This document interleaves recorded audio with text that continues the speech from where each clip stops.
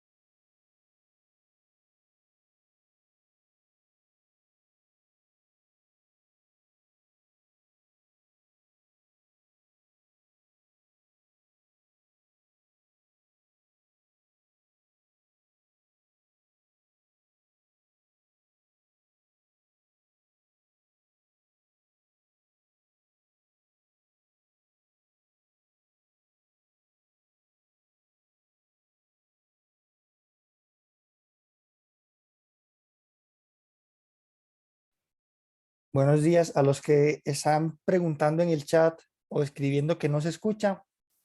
A las 8:05 en punto vamos a empezar con el tema. Estamos dándoles un espacio para que se puedan conectar las demás personas.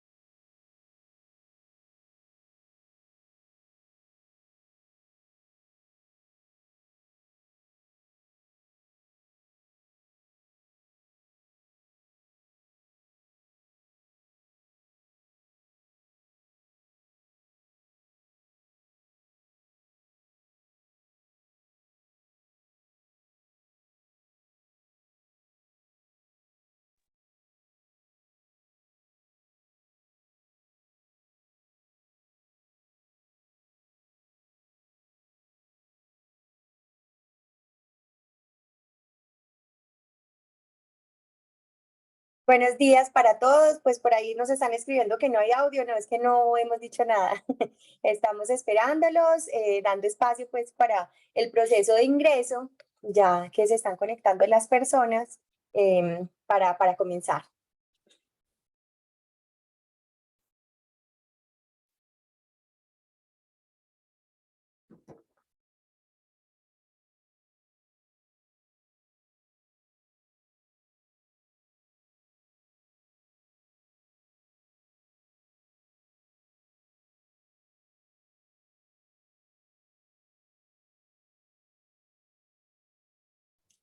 Perfecto, entonces ya dimos un espacio para que se conectaran las demás personas que nos acompañan hoy. Empezamos dándoles la bienvenida a todos los que se conectan con nosotros, afiliados de la Lonja y también externos que están conectados en esta jornada del corredor inmobiliario. Son espacios que creamos para conversar sobre temas de interés. El tema de hoy es el impacto de la turistificación en el mercado de vivienda. Hoy nos acompaña María Alejandra Pérez, que es nuestra directora jurídica. Hola María. Hola Andrés y hola a todos. Perfecto, yo creo que podemos ir empezando. La reunión pues está grabada para que también después podamos acceder a todo el video y al tema tan interesante del que vamos a conversar hoy. Perfecto. Dame un segundo a cerrar aquí porque hay como un ruidito.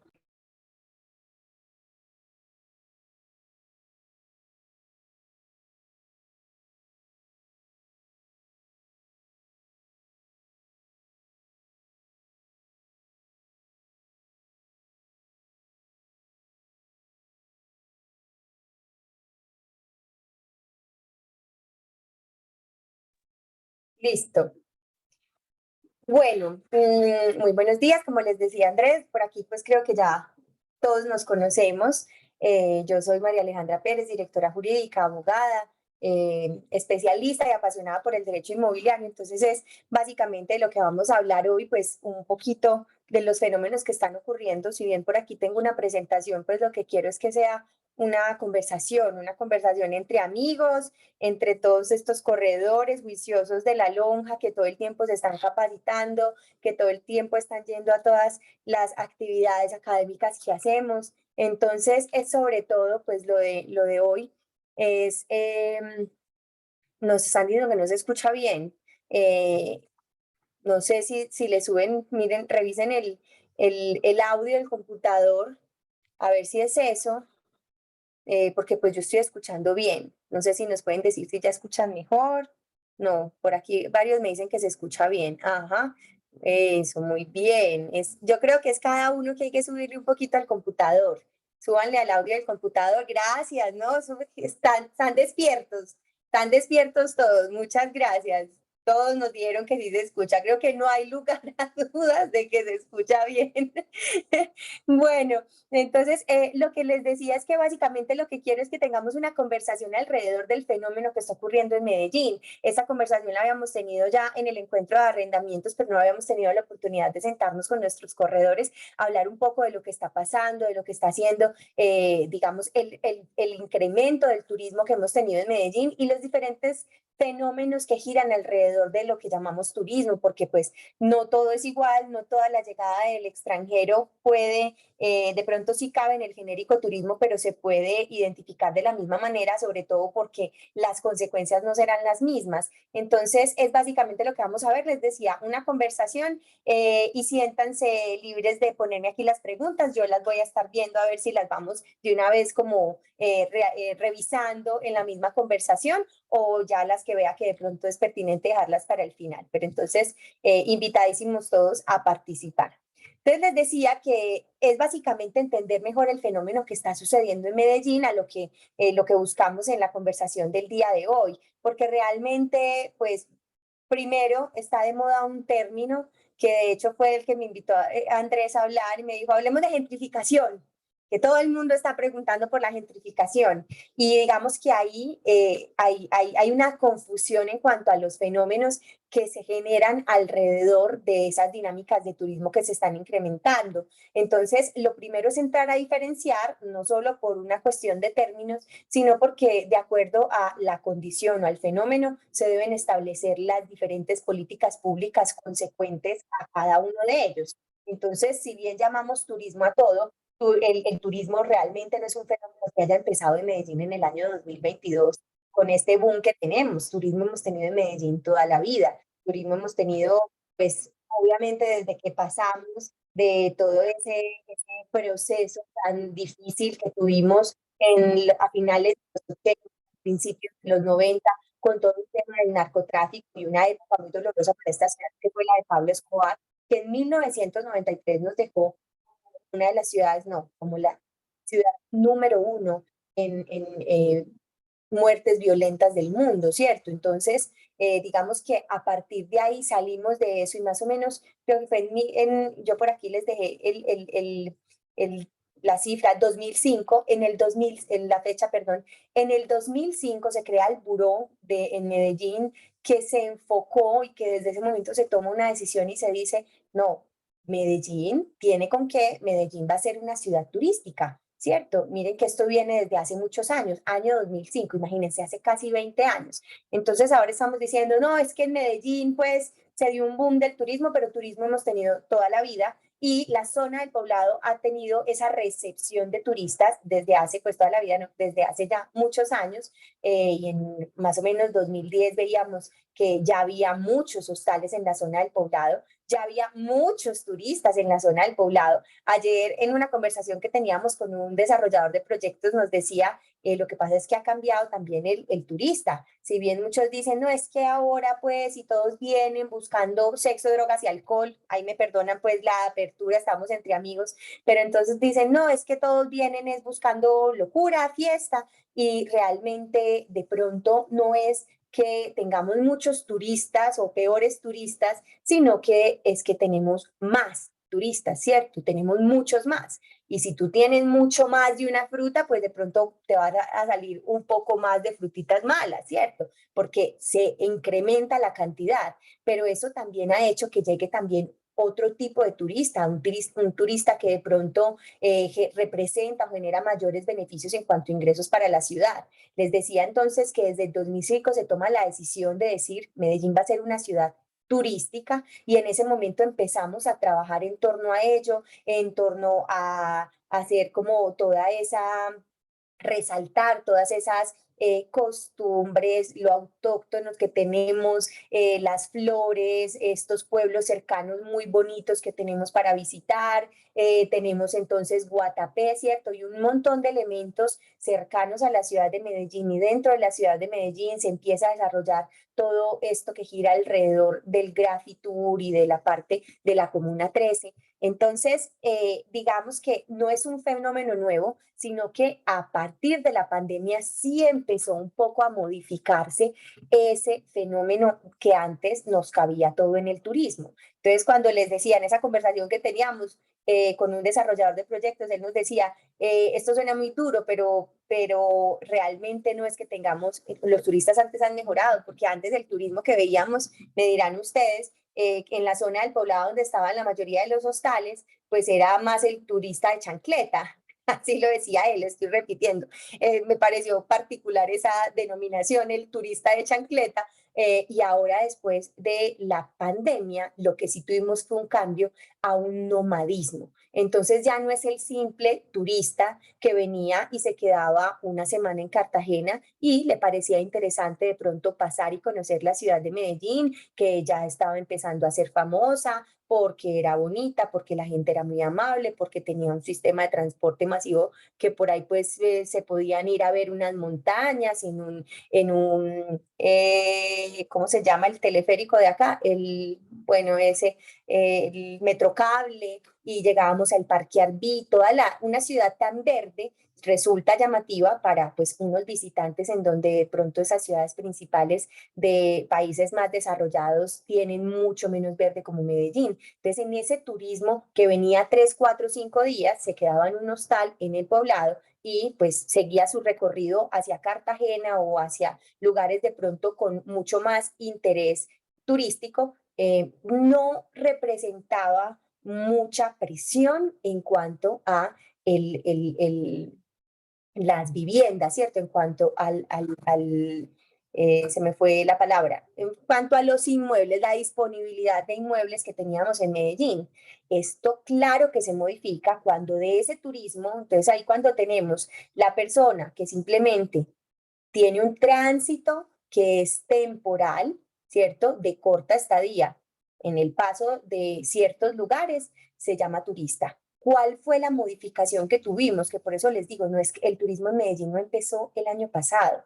Lo que pasa es que ya, obviamente, primero se masificó por muchos factores, uno de ellos la música, el reggaetón, que nos mencionen en tantas canciones y que hoy los cantantes de reggaetón de Medellín, que una Karol G, que pues un J Balvin, que un Ryan Castro, que un Feid estén teniendo tanta fama, claro, eso, aunque no parezca, aunque digan, esta está loca, pues eso no tiene que ver, la música y el arte tiene que ver con que esté llegando la gente a Medellín, que nos mencionen en las canciones tiene que ver, y claro, pues esta no nos gusta tanto, pero también pues todas estas series que han hecho para recordar esa fase tan triste, pero que lo que hace pues es que la gente de todas formas genere un interés por esos lugares, estas series de Netflix, de esta historia del narcotráfico que tuvimos, también es una de las razones que está haciendo que venga más gente y por supuesto que las personas que han venido han encontrado en Medellín muchos elementos,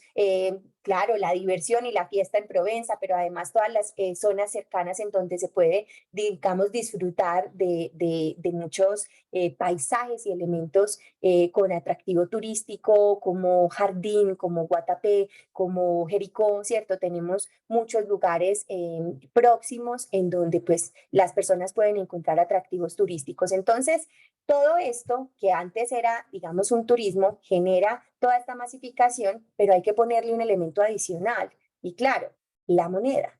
Lo que pasa es que nuestro peso no es que sea el más poderoso y resulta bastante práctico para quien de pronto gana en una moneda con más poder, pues venir y gastar ese dinero en una ciudad en donde va a tener una mayor capacidad adquisitiva. Entonces, lo que antes teníamos como ese tránsito temporal de corta estadía en Medellín, que era el turismo neto, hoy después de la pandemia ya nos pasa a ser más un nomadismo, ese nómada digital. Después de la pandemia, lo que antes algunos tenían el privilegio de tener en ciertos tipos muy específicos de labores, de empleos, se masificó y las empresas se encontraron, se dieron cuenta, muchas, que las personas podían trabajar desde otros lugares.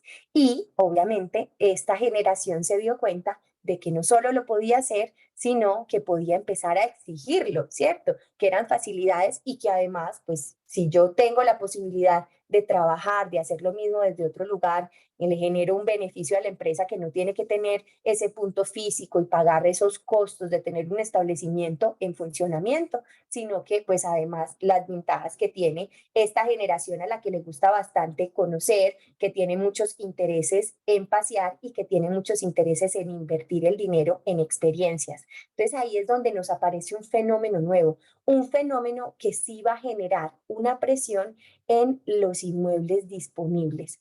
Ese nómada digital ya sí empieza a necesitar más que la camita o la habitación en el hostal o en el hotel, tiene intereses en unos equipamientos dentro de ese lugar en donde va a estar hospedado. Entonces ya ahí es cuando empezamos a tener una presión adicional en la vivienda, en la disponibilidad de inmuebles, porque entonces ya el nómada digital de pronto no está pensando en 5 o 6 días, sino que se va a quedar 1 o 2 meses y pues ya va a tener unas necesidades mayores de la vivienda, del apartamento, del inmueble, que pues también necesitamos los residentes de la ciudad. Entonces, esos dos, que son similares pero distintos, tienen un componente adicional que no vamos a ahondar, pero que también es distinto y que no podemos decir, vemos entonces ahora como se nos llenó el poblado de letreritos que dice Gentrifier Go Home, gringo Go Home, etcétera, gentrificame esta, bueno, de toda clase de mensajes, porque claro, esta presión o esta necesidad, esta demanda de inmuebles, claro que sí, ha generado que disminuya mucho la oferta y ahora estamos empezando a ver entonces ya sí unas consecuencias adicionales en cuanto no solo a disponibilidad, sino a los precios en la adquisición o en la renta de vivienda.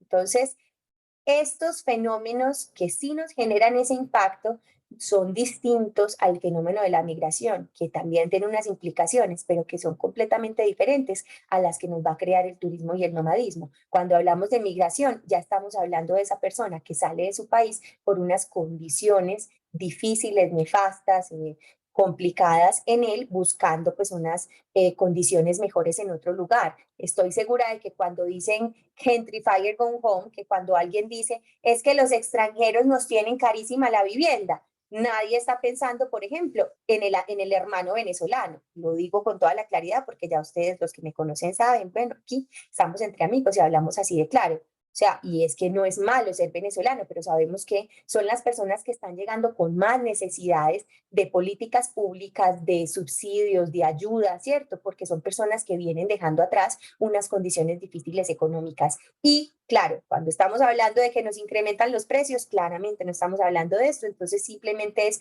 para entender o para diferenciar los conceptos, todos los conceptos que giran en torno a esa llegada ya masiva de esas personas de otros países, de esos turistas, de esos visitantes que se quedan por periodos cortos o largos, pero pues que generan unas necesidades, digamos, para la ciudad.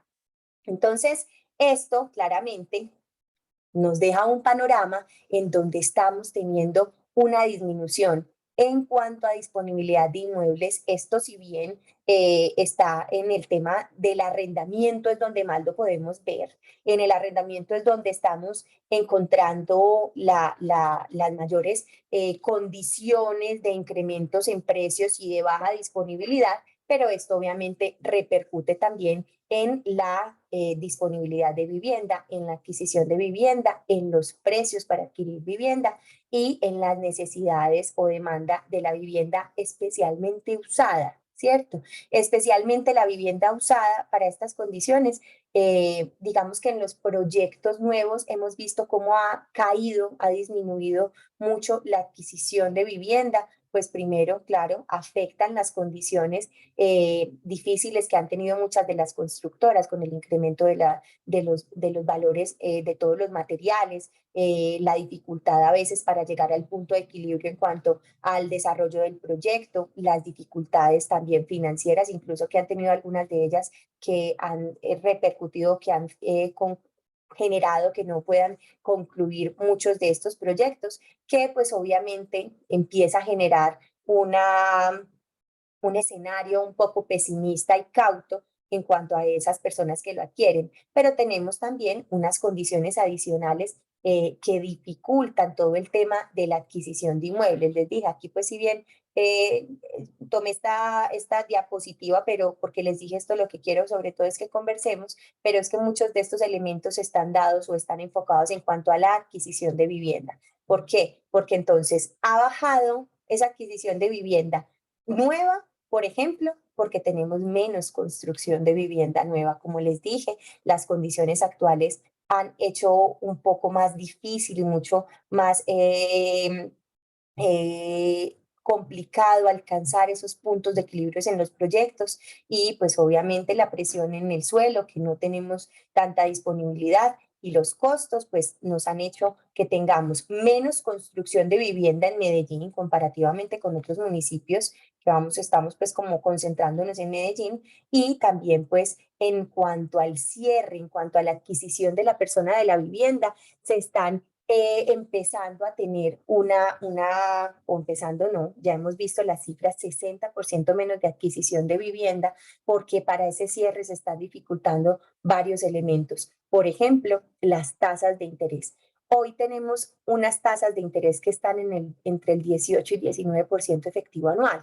Tasas del 18-19 efectivo anual son cifras altamente, pues son históricamente altas, que incluso estamos llegando a unas cifras del 98-99 época UPAC, que recordarán los más viejitos que en esa época, en el 98-99, tuvimos esa crisis hipotecaria porque teníamos los intereses de los créditos hipotecarios atados a la inflación.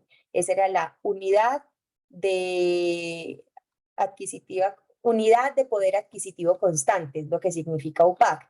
Es decir, que de acuerdo a la variación de la inflación, se iban variando las tasas. Y resultamos en una crisis hipotecaria en el 98 que digamos, desembocó en unas tasas de 19-20% efectivo anual, que es hoy en día similar a lo que tenemos. Han empezado a bajar, algunos bancos ya van por el 16, pero pues obviamente es un incremento desmesurado para las tasas históricamente bajas de las que veníamos. Veníamos de unas tasas en el 2021 de 8% efectivo anual, sin subsidios a la tasa, sin nada, así preciosa, con los bancos 8% efectivo anual en el 2021 y en el 2023 estamos en unos intereses de 18-19%. Entonces, claramente, esto hace que sea mucho más difícil llegar a ese cierre financiero, porque pues esas personas que de pronto empezaron a pagar una cuota inicial y se apalancarían con el crédito hipotecario, pues tenían unas cifras presupuestadas muy distintas a lo que termina pues siendo hoy el crédito hipotecario. Entonces, estas condiciones en cuanto a los créditos hipotecarios son uno de los factores que ha hecho que se disminuya mucho la adquisición de esa vivienda nueva. ¿Cierto? Que la vivienda nueva, pues tenemos las ventajas de pagar esa cuota inicial en el desarrollo del proyecto y llegar finalmente a ese 70% con apalancamiento financiero y esto pues obviamente lo está complicando.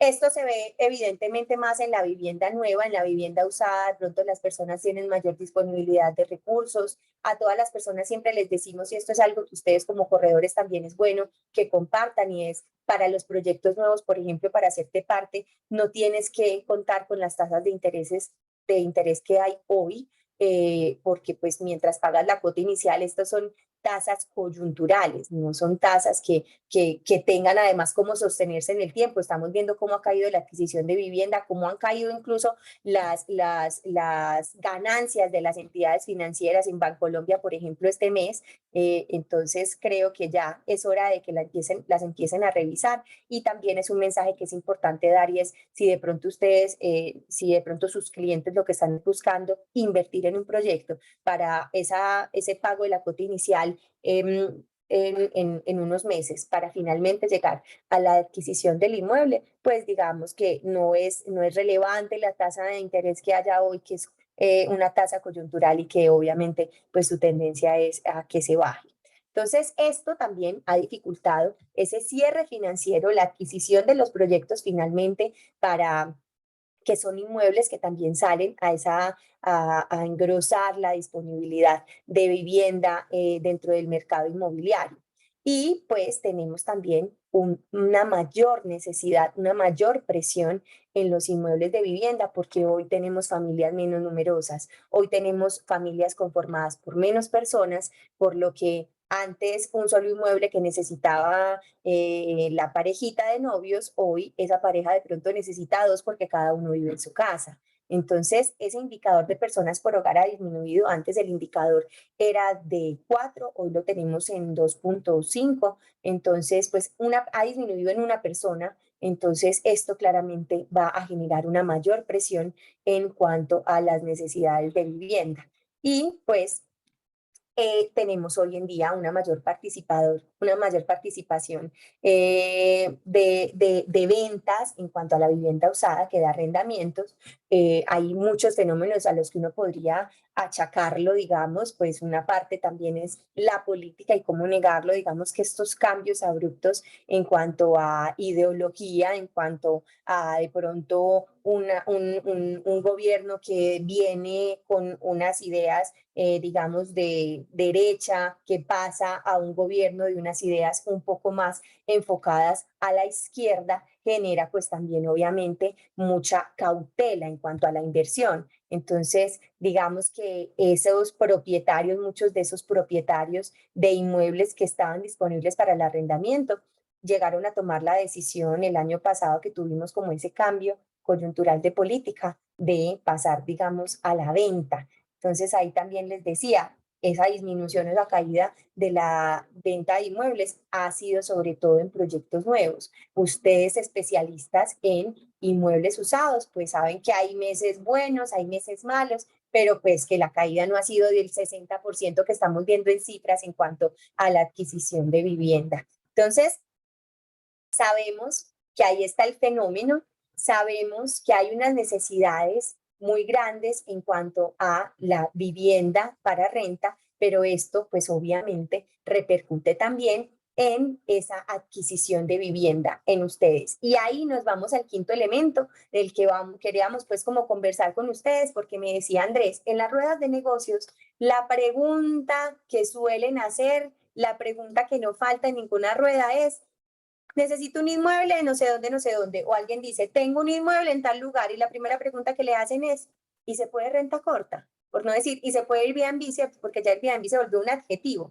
Porque claro, el quinto elemento que ha hecho que haya una grande disminución de disponibilidad de inmuebles para la renta, y que hoy entonces todos los países estén diciendo es que están muy caros los arriendos, es que ya nadie quiere arrendar para renta permanente, es que todos los inmuebles están yendo para Airbnb. Pues ya vimos cómo no es así, no es que todo el problema, o mejor, todo el fenómeno se lo podamos endilgar a el arrendamiento de renta corta, pero obviamente sí es uno de los factores. En la medición que hacíamos en diciembre tratando de entender el fenómeno, veíamos cómo en el poblado había incrementado en un 40% la disponibilidad de inmuebles en Airbnb.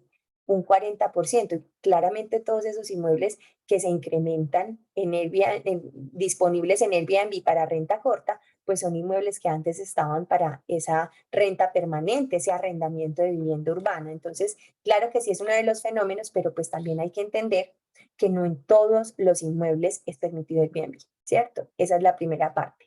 No en todos los inmuebles es permitido Airbnb y esto es como la otra parte que queríamos como contarles, porque esa es una pregunta que siempre hacen y es, ¿se puede Airbnb? ¿Se puede Airbnb? Pues bueno, para que se pueda Airbnb es necesario que dentro de esos inmuebles, si están sometidos al régimen de propiedad horizontal, ¿cierto? O mejor, para que se pueda la renta corta, porque eso es otro elemento que vamos a diferenciar en esta conversadita de hoy. Lo primero entonces es, ¿qué es renta corta, cierto? ¿Qué es la llamada por la ley vivienda turística y qué es una renta permanente? Que creo que ustedes lo tienen supremamente claro. Para hablar de renta corta, que es a lo que nos referimos cuando decimos que sí se puede Airbnb, pues estamos en un arrendamiento inferior a 30 días. Los arrendamientos inferiores a 30 días se entienden como arrendamiento de vivienda turística. Y cuando estamos en el arrendamiento superior a 30 días, ahí ya estamos en un arrendamiento de vivienda urbana, si es un inmueble con un uso residencial en suelo urbano, ¿cierto? Esa es la diferencia. Entonces, en la vivienda turística, que es la renta inferior a 30 días, existen unas condiciones de ley. Hoy en día es obligación para la persona que va a entregar un inmueble en arrendamiento de vivienda turística, es obligación, es obligatorio para esa persona, para ese inmueble mejor, que la vivienda turística esté expresamente permitida dentro del reglamento de propiedad horizontal, dentro de la escritura pública del reglamento de propiedad horizontal. No es que ahí no dice nada, no es que no está prohibida, tiene que estar expresamente permitida, ¿cierto? Es lo primero, es el primer check. Y lo segundo es que debe tener registro nacional de turismo, ¿cierto? Entonces, para yo poder sacar un registro nacional de turismo en un inmueble que está sometido al régimen de propiedad horizontal, el primer check que tendré que hacer es revisar esa escritura pública del reglamento y ver si efectivamente se encuentra permitida la vivienda turística. ¿Cuál es el problema, señores? Que para sacar el Registro Nacional de Turismo es un trámite secretarial. Es entrar a la página de Confecámaras, es llenar un instructivo, un formulario, es llenar un formulario y es simplemente marcar. Entonces, en la página de Confecámaras nos van a preguntar, ¿está permitida la vivienda turística en la propiedad horizontal? Y marcan en una casilla. ¿Y qué marcan? Que sí, ¿cierto? Lo primero que marcan es que está permitida la vivienda turística y con eso van a obtener un RNT, que es el requisito básico para poder ofrecer arrendamientos de vivienda turística. Entonces, ¿cuál es la problemática, señores? No solamente es una problemática en cuanto a disponibilidad de inmuebles. Esto, digamos, las consecuencias que tiene la vivienda usada, pues no son malas. En la vivienda usada es positivo porque mucha gente está interesada en invertir en inmuebles que puedan destinar a vivienda turística, ¿cierto? Muchos, ustedes lo saben mejor que yo, por eso en las ruedas siempre nos están preguntando esto. Entonces nos dicen que si se envían las memorias, sí, se van a enviar en la inscripción.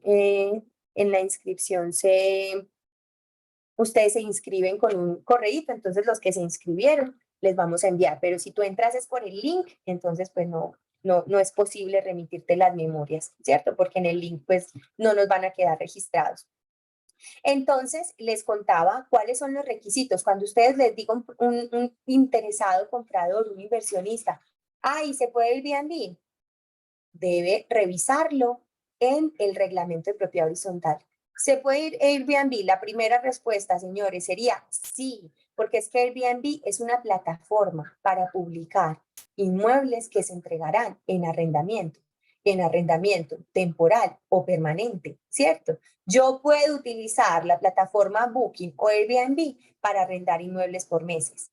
Entonces, ¿se puede Airbnb? La respuesta va a ser sí, pero si no está autorizada la vivienda turística en la escritura pública del reglamento de propiedad horizontal, sí se va a poder Airbnb, pero por mínimo 30 días. Hay muchas copropiedades que dicen eso igual es un problema porque 30 días, cambia mucho y cómo se controla, pues usted tendrá que encontrar la forma de controlarlo porque esto es una actividad perfectamente legal.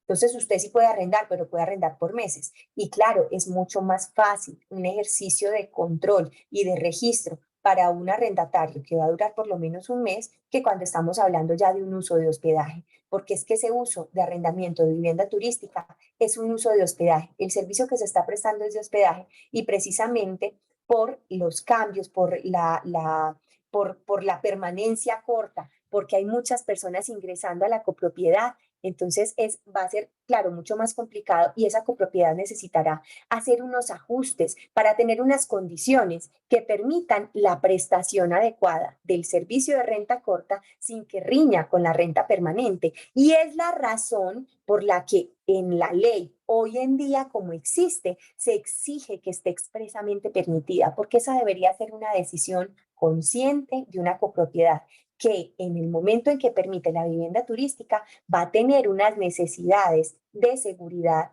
de registro, de control adicionales y muy diferentes a una copropiedad que tiene un uso exclusivamente residencial. Nos pregunta Cristian, ¿qué tanto influye el uso del suelo en esa posibilidad? Muy buena pregunta, Cristian, porque para allá iba. Entonces yo estaba en la segunda todavía, ¿cierto? Estaba en el segundo elemento. Primero, tenemos que mirar que efectivamente esté permitido en el reglamento de propiedad horizontal.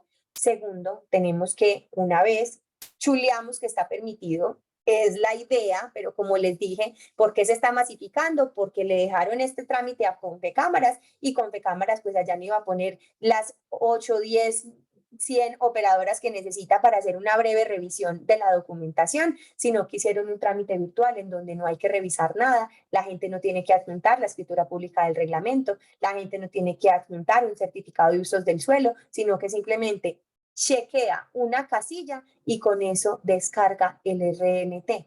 ¿Cierto? Entonces, si lo que están exigiendo es que se esté permitido en el reglamento, lo mismo debería ser adjuntar la página de la escritura pública del reglamento en donde está, pero eso implicaría una verificación que definitivamente la entidad no está como muy interesada en hacerla.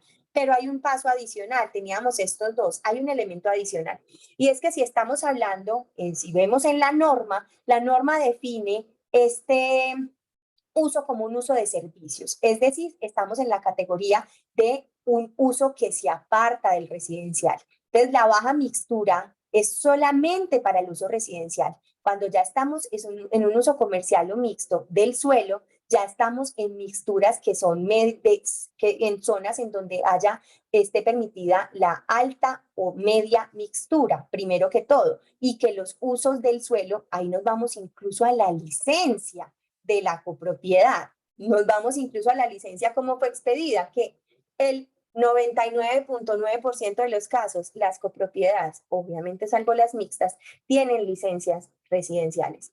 Entonces, ahí estamos en un elemento urbanístico que le da unas condiciones especiales. En esto, si bien Cristian, si leemos la norma es como tendría que ser, y si leemos la norma y el uso es de servicios, ya no estamos en un uso residencial, esto sería lo obligatorio, pero también hay que ser claros en que en el aspecto urbanístico no hay una como paridad en los conceptos. No en todas partes las autoridades urbanísticas exigen que el uso sea mixto, no en todas partes entienden que no puede llevarse a cabo la vivienda turística en baja mixtura, sino que en algunas autoridades municipales, digamos Bogotá, por ejemplo, es uno de los que, si bien antes hacían operativos en donde se revisaba que efectivamente estuviera permitido el uso en el reglamento de propiedad horizontal y que se contara con RNT, no era un lugar en donde se sancionara en cuanto a usos del suelo. Medellín sí tiene claro, y aquí les cuento esa otra parte de la historia. Entonces, hoy en día, antes teníamos redadas, veíamos cómo se organizaban operativos en muchos edificios del poblado, llegamos a ver el letrerito de multa y de sellado en apartamentos, porque efectivamente, digamos que siendo menos, las autoridades lo tenían mucho más claro y pues eran mucho más activas en el tema. No sé si fue por el boom del turismo, porque vieron que ahí había un elemento en donde se podía facilitar esas necesidades de hospedaje para turistas, o no sé cuál sería la condición, la decisión, pero digamos que en esta nueva administración vimos cómo disminuyó de manera definitiva la vigilancia y control de este uso de vivienda turística en copropiedades residenciales. Esos operativos que veíamos antes, pues yo no los había vuelto a ver. ¿Qué pasó? Recientemente estuvimos conversando con la Subsecretaría de Turismo, con la Secretaría de Control y Gestión Territorial, y ellos nos contaban que empezaron nuevamente con unos operativos que no es nada difícil revisarlos, señores. Cuando hay determinación, es muy fácil entrar a darse cuenta cuando se está haciendo un uso de vivienda turística en lugares donde no está autorizado, porque es que, señores, para que un propietario que tiene un inmueble destinado a la renta corta lo arriende, necesita ¿qué? Publicidad. Si es público, puede acceder a esa información tanto el cliente que va a utilizar el servicio como las autoridades que están encargadas de la vigilancia y control. Es muy sencillo, es ingresar a cualquiera de estas plataformas, porque hoy en día se le puso entonces al propietario la obligación de tener registro nacional de turismo y a las plataformas se les puso una obligación adicional que es la de exigir RNT. Sin embargo, lo mismo que les digo, allá tampoco van a poner 100 operarios a revisar si el número es adecuado, si les mandaron el certificado. Es un trámite notarial, o mejor, secretarial, en donde la persona escribe, incluso en algunos de esos cursitos que venden por ahí, hágase rico con Airbnb, gane plata con Airbnb, les dan unos tips y les dicen, y cuando le pidan el RNT, ponga 1, 2, 3, 4, 5. ¿Cuántos inmuebles habrá con RNT 1, 2, 3, 4, 5 en Airbnb? Sería muy interesante entrarlo a revisar, pero pues digamos que las personas que igual tienen operadores o que saben de la obligación, la mayoría no hace lo del 1, 2, 3, 4, 5, sino que efectivamente saca el RNT porque es fácil, porque se pueden saltar la obligación de que esté expresamente permitido en la escritura pública del reglamento y efectivamente al publicar la propiedad, pues publican ese registro nacional de turismo. Entonces, en cualquier propiedad, ustedes dan clic en el mapita de Airbnb, les aparece la propiedad y le dan, como la información, les va a aparecer el RNT. Con ese número de Registro Nacional de Turismo, uno se va con FECámaras y hay una partecita que dice RNT, validar RNT. Ponen el número y les aparece el señor titular, digamos, del inmueble. Entonces aparece ese host, aparece propietario, dirección, es que les aparece hasta la cédula del señor, dirección del inmueble, número de apartamento. Así es muy fácil verificar para una autoridad, incluso para un administrador de propiedad horizontal. Es muy fácil hacer ese control. Venga, este señor, porque hay un RNT asociado a la carrera 31 con 16, si en ese lugar, si en esa urbanización está expresamente prohibida la vivienda turística, oficiar a Confecámaras, cancele este RNT, porque aquí le mando la escritura pública. Aquí no está permitida la vivienda turística. Cancelado el RNT, mándeme pues el oficio y lo paso a Airbnb. Entonces, si bien hoy en día hay un boom y no hay una decisión administrativa del control y la verificación de este uso que se está haciendo, la norma existe. Entonces, no es lo adecuado de pronto ofrecer un inmueble en donde no esté expresamente permitido en la escritura pública del reglamento la vivienda turística, si ese es el interés que tiene la persona. Más bien, y eso es lo que siempre les recomiendo, hoy en día se están desarrollando muchos proyectos enfocados en la vivienda turística, eso por una parte, pero además hay que empezar a conversar con esas constructoras que todavía le tienen mucho miedo a la vivienda turística, que no lo dejan porque creen que de esa manera no van a vender, y lo que termina pasando es que una vez finalizan ellos la obra y terminan de construir, el proyecto queda en manos del administrador de la propiedad horizontal. Si es bueno, como en muchos casos, digamos un edificio Parma, este es un ejemplo muy bueno porque Parma estaba lleno de vivienda turística y también tuvieron una ventaja, un buen administrador y un afiliado juiciosísimo de la Lonja era parte del consejo de administración y pues logró allá controlar la situación y pusieron letreros en los ascensores, empezaron a poner sanciones, hicieron un seguimiento y verificación correcto y lograron controlarlo. Pero ¿qué pasa en la mayoría de unidades residenciales? Que el control de la vivienda turística queda en manos de un administrador. Si es bueno, muy afortunados. Si es malo, se masifica. Y cuando no están dadas las condiciones, esto puede generar unos muy buenos ingresos al inicio, pero termina repercutiendo en el valor de la propiedad, ¿Por qué? Pues porque todo se sabe, porque deja una copropiedad que empieza a tener esa fama de que hay mucho ruido, de que la gente no deja dormir, de que entran personas extrañas, porque no tienen el control, pues va a terminar repercutiendo en el valor o por lo menos en el interés de las personas, en la adquisición de inmuebles en esta zona o en esta urbanización. Entonces es también para esas constructoras que están desarrollando proyectos nuevos, perderle el miedo para que no sea luego una decisión o una gestión adecuada o no adecuada de un administrador de propiedad horizontal, sino que si de entrada reconocemos que es una zona en donde de pronto, pues por las facilidades, por la ubicación, por la mixtura, por las condiciones dadas, va a tener un interés alto en cuanto a la vivienda turística, de una vez dejar en el reglamento, no solamente permitirla, sino poner las condiciones, porque si finalmente de pronto la vamos a tener, el problema y la razón por la que la renta corta riñe con la renta permanente es porque se está llevando a cabo en urbanizaciones residenciales en donde las condiciones no son óptimas para poder tener un adecuado control. Entonces, ahí les cuento, estas secretarías iniciaron también un control, empezaron unos procesos sancionatorios, incluso en mi urbanización por ahí los vi en la portería, porque es que, claro, cuando no hay condiciones, son 5 o 6 inmuebles entre 200, pero generan unas problemáticas en cuanto a la convivencia, precisamente no tener las condiciones para poder hacer un adecuado control, para poder restringir el acceso de una persona que de pronto, por estar en vacaciones, tiene un mayor interés en llegar con muchos amigos de fiesta el miércoles a las 2 de la mañana que alguien que de pronto al otro día tiene que ir a trabajar. Entonces preguntan por aquí, buenos días, si no dice sí o no, se permite explícitamente cómo se maneja. Julie, no entiendo muy bien tu pregunta, pero la norma que nos dice que para que la vivienda turística esté permitida en una copropiedad, tiene que estar expresamente permitida en la escritura pública del reglamento de propiedad horizontal. Si no dice nada, no está permitida. Si dice expresamente que se puede, se puede. Ese es el deber ser. De acuerdo a la norma, lo que debería suceder es que tiene que ser una decisión consciente de los copropietarios y ojo pues que es que nos lo pide por reglamento de propiedad horizontal. O sea que para que sea permitida, si no se dijo nada o está prohibida, por lo menos el 70% de los coeficientes de la copropiedad tienen que votar a favor de permitirla, ¿cierto? Es una modificación en el reglamento.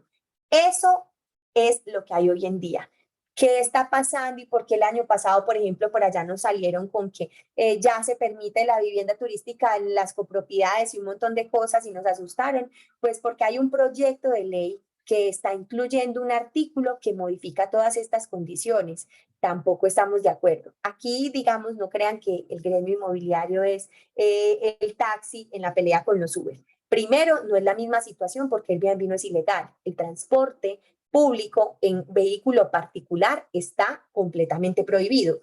El arrendamiento de vivienda turística en copropiedades residenciales no está prohibido. Partamos de esa premisa. Airbnb no es ilegal, como muchos dicen. No está prohibido, sino que tiene unas condiciones.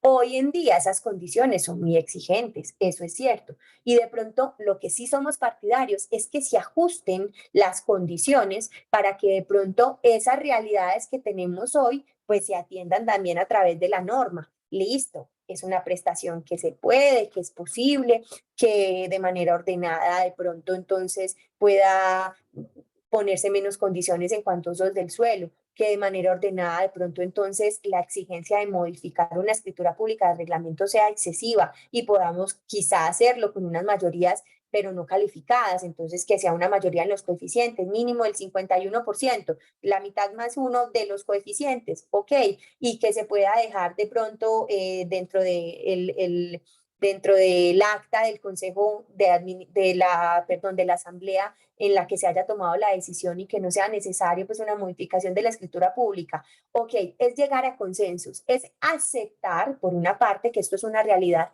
y que si seguimos teniendo unas condiciones tan exigentes, lo que va a pasar es lo que pasa hoy, que la gente busque la manera de saltarse la norma, que manden una carta al administrador diciéndole, hoy ingresa un nuevo arrendatario por un contrato de 2 meses. Se terminó a los 4 días. se termina a los 4 días, porque los contratos se terminan como se empiezan. Las partes de común acuerdo los pueden terminar. Entonces, un montón de estrategias y de tretas para tratar de saltarse la norma, que igual pueden hacer todo esto, pero pues si tiene RNT y está publicado en una plataforma por días, igual lo pueden sancionar, ¿cierto? Pero entonces miren las dificultades y esa pelea, entonces los que quieren hacerlo, pero que no está permitido, los que dicen que esto genera problemas de convivencia, ruido, prostitutas, perdonen, pero hablo con esa claridad, es una de las razones por las que hoy en día hay tanto rechazo a la vivienda turística, porque claro, como no tiene una condición de legalidad, como no se puede hacer de manera abierta, con unas condiciones y la administración no puede establecer unos controles porque se supone que no está permitida, pues en lo que terminamos es en la imposibilidad de controlarla por parte de esas autoridades de las copropiedades y termina siendo pues un tema ahí de casi pues que de oscurantismo y de hacerlo de maneras inadecuadas. Por aquí preguntan, te pregunto si es posible en una casa independiente que no está en una unidad se pueda colocar para Airbnb en baja mixtura. Otra pregunta, ¿se podría construir un edificio en un lote y en el reglamento se coloca que sí se puede hacer? Es permitido. Jorge, lo mismo, es muy similar a la pregunta que hacía Cristian, pero está muy bueno, porque ahí les decía. Entonces, lo primero es esa autorización en la escritura pública del reglamento de propiedad horizontal, siempre que el inmueble esté sometido al régimen de propiedad horizontal. Es una casa independiente, ya chuleamos lo de la autorización, no la necesita porque es una casa, es un inmueble independiente en donde no va a ser necesario entonces que exista una autorización por parte de una copropiedad, ¿cierto? Porque no está sometida al régimen de propiedad horizontal. Entonces, chuleado, si es una casa independiente, no necesita ninguna autorización, simplemente ingresa y solicita el RNT para esa propiedad específica, Jorge. Entonces, la otra pregunta es, en un edificio, en un lote, si en el reglamento se pone que está permitido. Esa es también entonces, la otra parte de la invitación. Si bien tenemos que mirar las normas urbanísticas y les digo, esto es un uso de servicios, es un uso mixto, o sea que la mixtura es de media a alta, de acuerdo a los cánones básicos urbanísticos, ¿cierto? Hay ciudades en donde la cosa es como muy libre, muy alegre, como que les permiten, pues, porque al final es un uso residencial temporal, ¿cierto? Vas a estar residiendo, utilizándolo, digamos, como la casa de habitación, pero de habitación de unos días entonces no tienen esta exigencia. En Medellín sí tienes que mirar primero los usos del suelo, ¿cierto? Para que sea posible que lo dejes ahí. Pero es entonces, Jorge, es, digamos, la invitación desde la misma construcción. Ya hoy en día, en los proyectos nuevos, en todos dejan de una vez prohibida la vivienda turística. Ya no es como, si ustedes se van a las copropiedades más viejitas, en los reglamentos, en la escritura pública de reglamento, ustedes no van a encontrar la prohibición. Sí, hace unos años eso qué era, eso no existía y después empezó a aparecer y pues obviamente eso de arrendar una casa, una habitación, pues pasaba en Coveñas, pasaba en que estaba el señor con el letrero diciendo se arrienda pieza, pero eso no era algo masivo ni muy generalizado. Esto empieza pues ya a ser como mucho más generalizado en el mundo entero, pues a partir de un tiempo para acá, un 2015, ¿cierto? Entonces salen estas plataformas y todo claramente se vuelve mucho más masivo y un poco más formal también. Entonces, esto pues lo que les decía es, hoy en día tenemos esta realidad, hoy en día pues los reglamentos nuevos, ahora que ya sí conocemos y entendemos que esto se puede dar,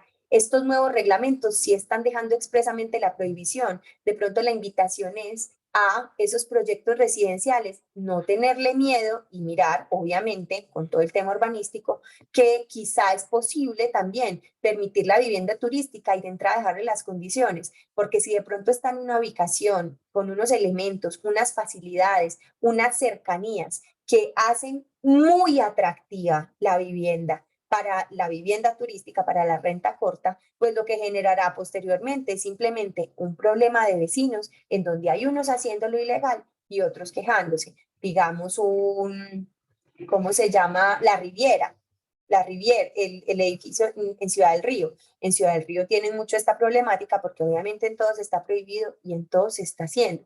Entonces, bueno, es un poco la invitación nosotros desde el gremio a estas iniciativas legislativas. Les dije, hoy en día hay un proyecto de ley que modifica la ley 675 del 2001. La ley 675 del 2001 es la ley de propiedad horizontal y pues lo que está buscando es agregar un artículo que dice que en las unidades residenciales la vivienda turística se encuentra permitida, salvo que expresamente se haya prohibido en el reglamento, es decir, cambian el mundo completamente distinto. Consideramos que esto no es adecuado, primero por lo que les decimos, esto tiene que ser una decisión consciente que ajuste las condiciones de la copropiedad a los elementos necesarios para que ese servicio, además de que sea bueno frente al usuario, no genere conflictos de convivencia frente a los residentes permanentes, sean propietarios o arrendatarios, ¿cierto? Entonces consideramos que está mal, pero además que tiene unos vicios de inconstitucionalidad porque no está respetando unos derechos adquiridos de quienes adquirieron en un inmueble donde la norma no exigía que estuviera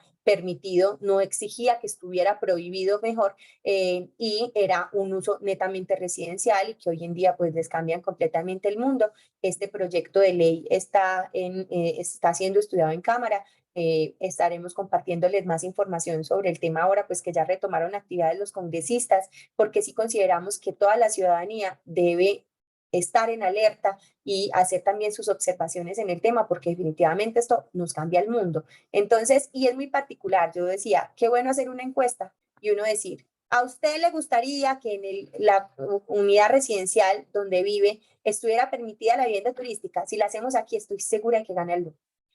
Y hagamos otra pregunta. ¿A usted le gustaría arrendar un inmueble o tener un inmueble en Airbnb? Estoy segura de que gana el sí. Entonces es una dicotomía y unas contradicciones que la norma tiene que empezar a revisar y tiene que empezar a ajustarse también para aceptarlo como realidad, pero ponerle unos requisitos que no generen ese conflicto, en donde a todos nos parece muy interesante esa inversión que hoy en día está siendo muy rentable. Igual el mercado se empieza a ajustar, cada vez tenemos más proyectos, cada vez tenemos más disponibilidad de inmuebles. Así que ahí las tarifas empiezan a bajar y de pronto, sumando los chicharrones que implican la renta corta, otra vez esos propietarios digan, ay, yo me devuelvo a la renta permanente que se lo dejo a una de las inmobiliarias afiliadas a la lonja tan juiciosas y me desentiendo y no tengo todos estos líos, pues que si me dañó una cosa, que si salió, que si llegó, que si la administración me va a poner sanciones. Entonces, es como eso. Bueno, y por aquí nos dicen ya para que vayamos cerrando, para que un administrador pueda llegar a cobrar una multa por hacer rentas cortas, eso debe ser aprobado por asamblea o qué proceso debe seguir.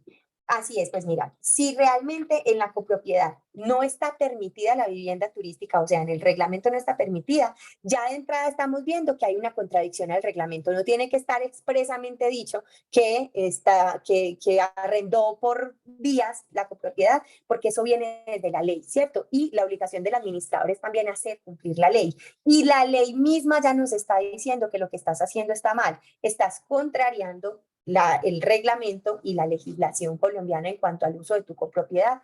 Entonces, digamos que hay la manera en que se argumente para que esto no esté, pero sí es mucho más fácil para que de pronto nos vayan a salir a decir que el debido proceso, pues si lo dejamos de una vez contenido como una infracción específica, pero realmente eso es una contradicción de la ley, es un uso contrario a la ley de tu copropiedad, porque es la misma ley, no es ni siquiera el manual de convivencia ni el reglamento el que te está diciendo que estás haciendo algo mal, es la ley la que te lo está diciendo. Y por aquí, bueno, entonces por aquí, si no dice listo, si es posible, bueno, y esta ya la contestamos. Bueno, que ya se inscribió, listo, si te inscribiste, te llega. Bueno, entonces finalmente queríamos, era como sobre todo contarles, darles bueno, es que por aquí tengo Q&A, por aquí. Hay más. Esperen para que terminemos. Si no dice, se permite, cómo se maneja, ya lo dijimos. Para poder tener una vivienda como turística se debe cumplir con los, sí, así es, con todos. Renta corta superior a 30 días. Superior a 30 días, ¿esto cuándo se define como renta turística? Esta pregunta me gusta mucho, Luz, porque entonces les decía, la renta corta, o sea, la vivienda turística en la ley lo van a encontrar como vivienda turística, decreto único reglamentario del sector comercio, industria y turismo, ¿cierto? Este es el que nos define la vivienda turística y la define como esa renta inferior a 30 días. La superior a 30 días, que es un vacío que tiene la norma porque todavía no hemos ajustado la norma a las realidades de hoy, es que nos dice que todo lo superior a 30 días corresponde a arrendamiento de vivienda urbana. ¿Qué pasa? El nombre de pronto nos cabe, pero en la regulación no nos cabe todos esos arrendamientos superiores a 30 días no nos caben en una regulación como la Ley 820 del 2003. La Ley 820 del 2003, que regula el arrendamiento de vivienda urbana, es una norma que es proteccionista de un arrendatario porque lo ve como la parte débil dentro del contrato y pues lo que hace es protegerlo y poner unas condiciones específicas para ese señor que está buscando una solución de vivienda permanente. Y en muchos casos tenemos, por ejemplo, ese arrendamiento que deberíamos llamarlo, no sé, si arrendamiento temporal, por ejemplo. Un arrendamiento temporal que no no es inferior a 30 días, pero no tiene una vocación de permanencia. Por ejemplo, el nómada digital. El nómada digital que va a estar 2 meses y le ponemos una norma como la ley 820 proteccionista que nos pone unas condiciones. Tengo que notificar la terminación con mínimo 3 meses de anticipación. Ya entramos perdiendo en un arrendamiento que es de 2. Que solamente puedo solicitarlo bajo unas causales, que la persona tiene que notificar también, que el incremento es solamente esta IPC, que, ¿cierto? Unas condiciones que sí aplican y que son pertinentes para ese señor que tiene una vocación de permanencia y solucionar sus necesidades de vivienda, pero no aplican y que definitivamente lo que hacen es entorpecer un arrendamiento que pues no es turístico porque no es el señor que de pronto está por unos cuantos días, pero tampoco es una persona que esté buscando una solución de vivienda permanente. Entonces, pues como para responderte, Luz, es arrendamiento de vivienda urbana. No debería, no nos cabe ahí, tiene unas condiciones muy particulares, pero es arrendamiento de vivienda urbana. Sin embargo, pues de todas formas, si una persona arrienda por un mes un inmueble o 2 meses, pues muy seguramente esas son sus necesidades y no se va a quedar ahí pues toda la vida y tampoco de pronto nos molestará. O estos arriendos por meses suelen ser de valores mucho más superiores a los que tiene un arrendamiento permanente. Entonces, digamos que el riesgo efectivo no es tanto, pero lastimosamente no tenemos una norma que regule de manera específica esos casos, sino que tenemos solamente la ley 820 que es de vivienda urbana. ¿Podrían hacer un listado de las propiedades en las que sí se puede hacer renta corta? No, Juliet, pues tienes que averiguar, no tenemos ese listado porque esto es que lo revises en cada uno de los reglamentos de propiedad horizontal. Más bien, cuando recibimos un inmueble, sí es muy relevante y sería pertinente solicitar de pronto a los administradores que nos remitan una copia del reglamento de propiedad horizontal, donde ustedes ya pueden mirar. En proyectos nuevos, Trazos Urbanos ha hecho unos muy interesantes, por ahí estaba viendo ayer otro nuevo que salió, digamos que estos son información mucho más pública, pero en vivienda, digamos, en copropiedades residenciales tienes que revisar en la escritura pública de reglamento. Aunque esté prohibida las rentas cortas en una copropiedad, la rentabilidad es tan alta que se puede pagar la multa y seguir rentando por noches. Pues Luis, efectivamente, eso lo que hacen muchos es eso. Primero, pues no es la idea, pero segundo, sí, en las copropiedades las multas están más restringidas y por eso es que los administradores ya están acudiendo a las autoridades urbanísticas, porque la multa de la autoridad urbanística sí de pronto te baja esa rentabilidad, Luis. Esas multas son por metro cuadrado de infracción, o sea, el apartamento de acuerdo al tamaño, te dan unos salarios mínimos, unos valores que ahí sí de pronto ya no te generen esa rentabilidad que puedes cargar a la multa de la propiedad horizontal. ¿Qué es el ENP que indicaste ahorita, María Carolina? RNT, Registro Nacional de Turismo. Es el requisito indispensable para poder arrendar un inmueble por menos de 30 días y para sacarlo, en teoría, de acuerdo a la ley, tendría que estar expresamente permitida la vivienda turística en el reglamento de propiedad horizontal. Nos pregunta Sandra, bueno, si te inscribiste es el correo que hayas inscrito. Un alquiler de 2 meses es turístico. Como les dije, arrendamiento de vivienda turística inferior a 30 días. Arrendamiento superior a 30 días, arrendamiento de vivienda urbana.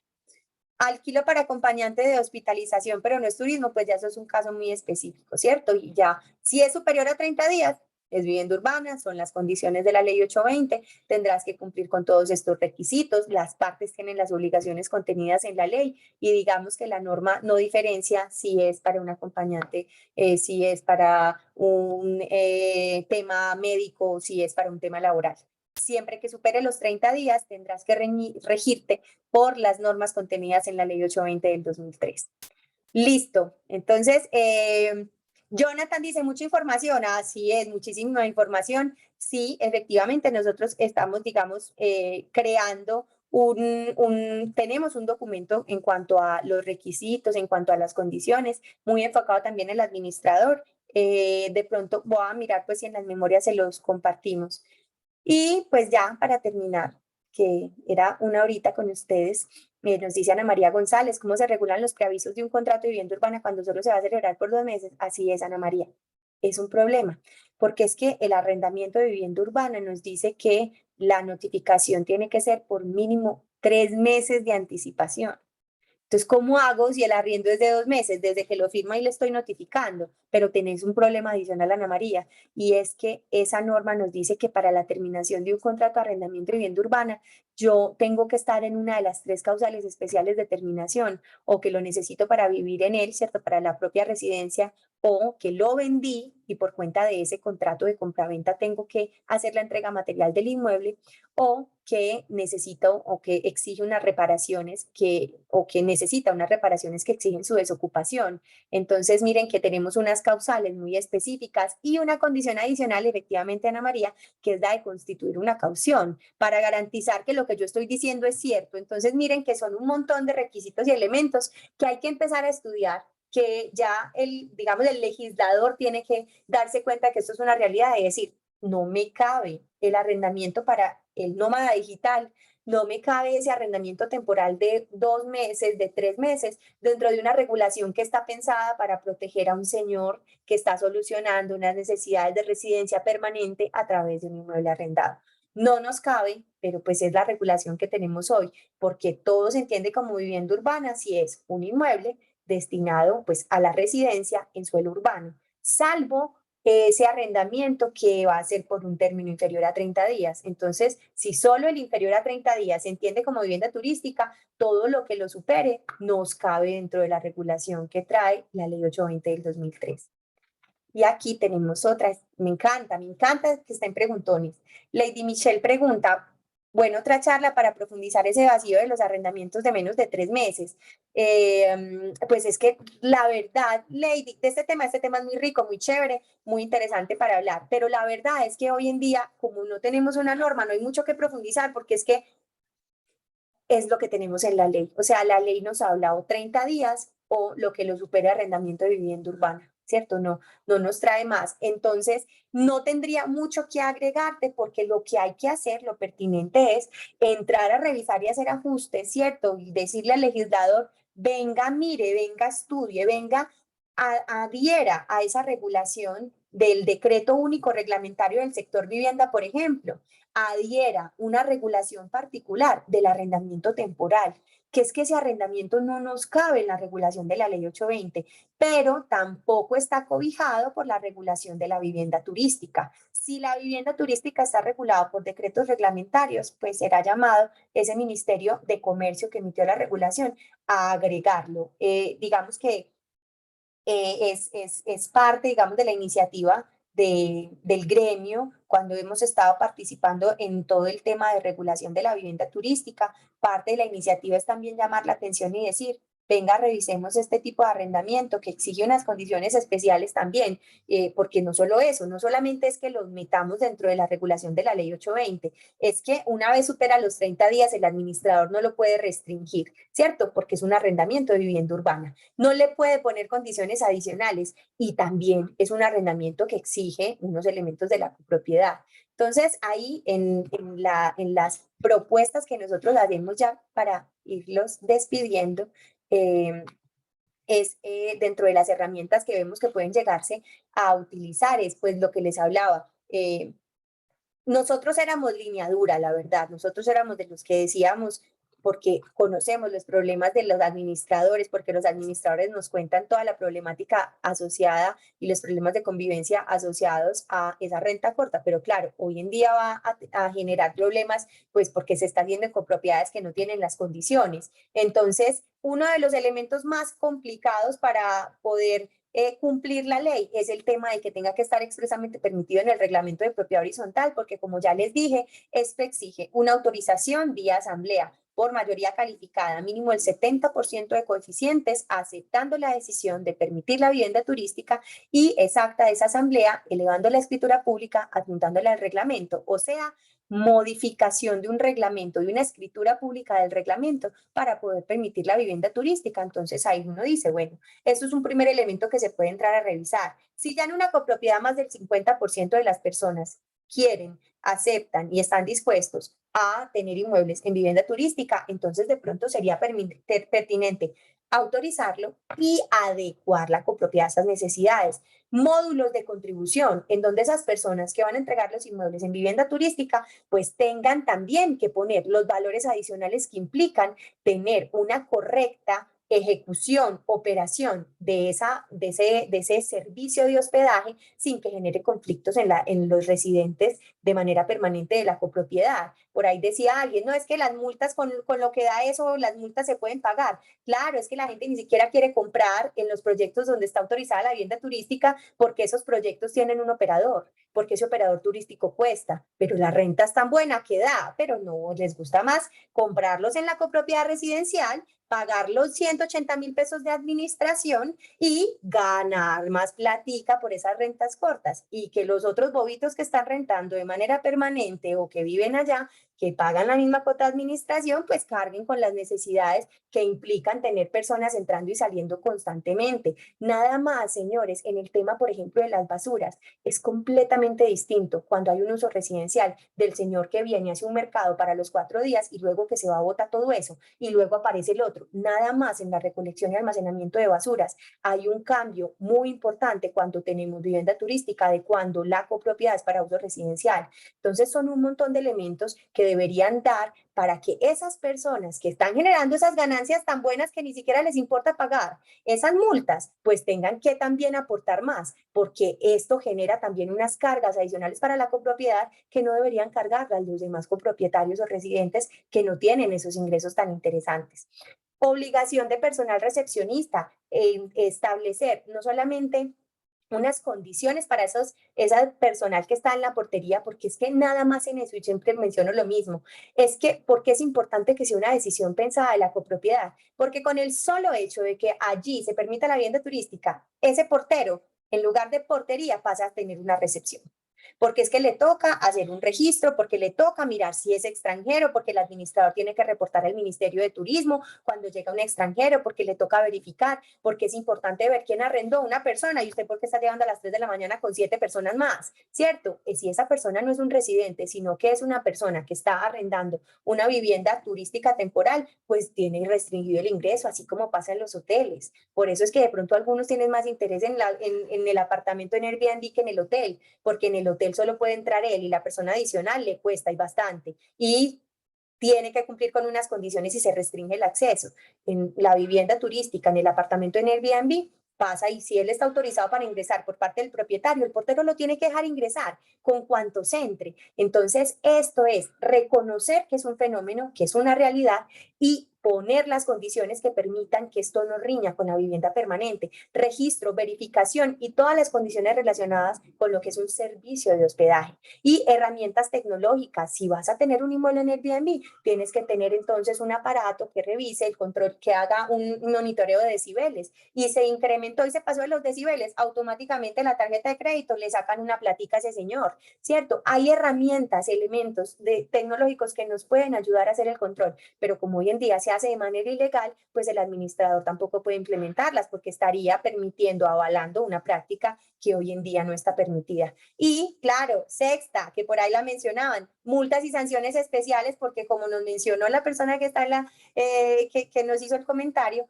eso le pasa a muchos propietarios. Hacen el cálculo, el debe y el haber, y en el resultado les da que pagan la multa sin problema, porque pueden ser máximo hasta 4 por cada periodo fiscal, hasta 4 veces la cuota de administración, hasta por cada multa y hasta 10 veces, hasta 10 cuotas de administración por el valor total. Les da, pues que no les dé multas y sanciones especiales, en donde ahí sí no sea tan rentable operar vivienda turística en copropiedades donde esté prohibido. Eso entonces, señores, era lo que tenía para contarles. Vea que ya nos pasamos mucho. Por aquí dice cambiar un reglamento y condicionar. Sí, es mínimo 3 o 6 meses. Realmente no, Jorge, pues aquí nos pregunta Jorge que si es posible cambiar el reglamento y condicionar que sea por un mínimo de 3 o 6 meses. No, muchas copropiedades lo han hecho, lo han intentado, pero esto es ilegal. Las condiciones dentro del reglamento de la propiedad horizontal no pueden limitar los derechos de los propietarios, ¿cierto? Al uso y goce de sus propiedades. ese uso y goce es legítimo siempre que se haga conforme a la ley. Y hoy la ley lo único que les restringe es el arriendo inferior a 30 días. El superior no se los restringe, el reglamento tampoco lo puede hacer. No le puede decir mínimo 3, no, porque la norma le dice que la vivienda urbana está permitida en todas las zonas urbanas y en las copropiedades sin necesidad de unos requisitos adicionales. Y Sebastián nos dice, para modificar entonces el reglamento de propiedad horizontal se debe tener un quórum del 70 y de este quórum no. Sebastián, es muy, muchas veces se entiende así. Es una aprobación por mayoría calificada. O sea, el quórum deliberatorio es del 70 y el de aprobación también. Aprueba la mayoría calificada, o sea que es necesario que mínimo el 70% de los coeficientes de la copropiedad estén presentes y digan que sí. Mínimo el 70% tiene que aprobar la decisión. Bueno, señores, estuvo muy buena esta charladita con ustedes. Nos faltó la promo. Ay, sí, por supuesto. Y estuvo muy buena la charla, estuvieron muy buenas las preguntas. Vamos a ver de pronto qué otro espaciecito hacemos para profundizar mucho más en vivienda turística, que vemos que les interesa mucho. Y les quiero recordar a todos, yo sé que ustedes son corredores, pero esto, vean cómo es de interesante este tema. Si ven, estamos dándole este tema a corredores porque es un tema muy interesante. Y de este tema vamos a hablar, es que es más, no vamos a hacer más charlas. Los voy a invitar para que se inscriban en el Congreso Nacional de Propiedad Horizontal. Va a estar súper bueno. Jueves 17 y viernes 18 de agosto vamos a tener, ustedes nos imaginan los ponentes tan buenos que tenemos, las charlas, vamos a estar hablando, por ejemplo, vamos a tener en la inauguración a Héctor Abad Faciolince hablándonos sobre su madre Cecilia Faciolince, que fue la primera persona que montó una empresa dedicada a la administración de propiedad horizontal, pero vamos a tener también, vean, un panel sobre todo este tema de la turistificación. Ahí vimos y les hablaba, gentrificación y turistificación son distintos, turistificación es como todas estas turistas que llegan requieren unos servicios que hacen que las zonas se modifiquen y empiecen entonces ya a tener más servicios turísticos que servicios para las personas que residen allá, que es muy lo que nos está pasando en la zona del poblado, más que una gentrificación. Pero entonces, que todo esto está asociado con el tema de la vivienda turística y vamos a tener un panel sobre ese tema, vamos a hablar mucho sobre tecnología para la gestión de activos, vamos a tener a una persona también que nos va a estar hablando de la tendencia de gestión en mercadeo de los centros comerciales, generación de valor a través de la gestión de activos.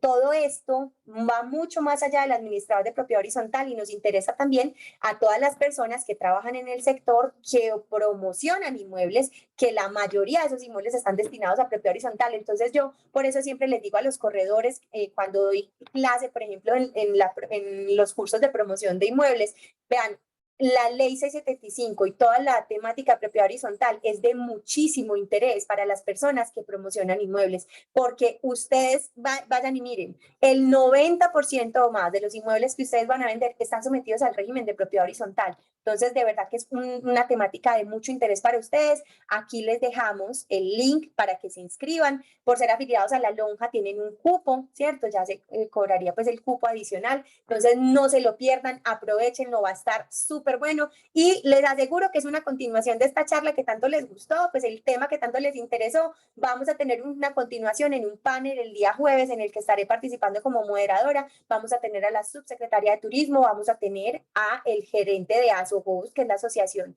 de los Anfitriones Propietarios de Inmuebles Destinados a Vivienda Turística, y vamos a tener a un gestor de proyectos, de esos proyectos que sí están pensados y especializados en ese uso turístico. Entonces, muy invitados, no dejen de acompañarnos, les aseguro que va a ser un evento que les va a gustar muchísimo y tenemos muchas sorpresas además en ello. Entonces, bueno, muchas gracias a todos por habernos acompañado, ahí tienen el link de inscripción y pues nos estamos viendo por allá en la lonja. Andrés, muchas gracias por invitarme. María, muchas gracias a ti, muchas gracias también a todos los que nos acompañaron. Tuvimos casi 150 personas ahí conectadas y qué bueno ver que estuvieron participando tanto, ¿cierto? Es muy bueno ver cómo les interesó el tema. Ya nos veremos en la próxima jornada del corredor inmobiliario y la próxima semana en el Congreso de Propiedad Horizontal. Nuevamente, María, muchas gracias y feliz día para todos. Hasta luego.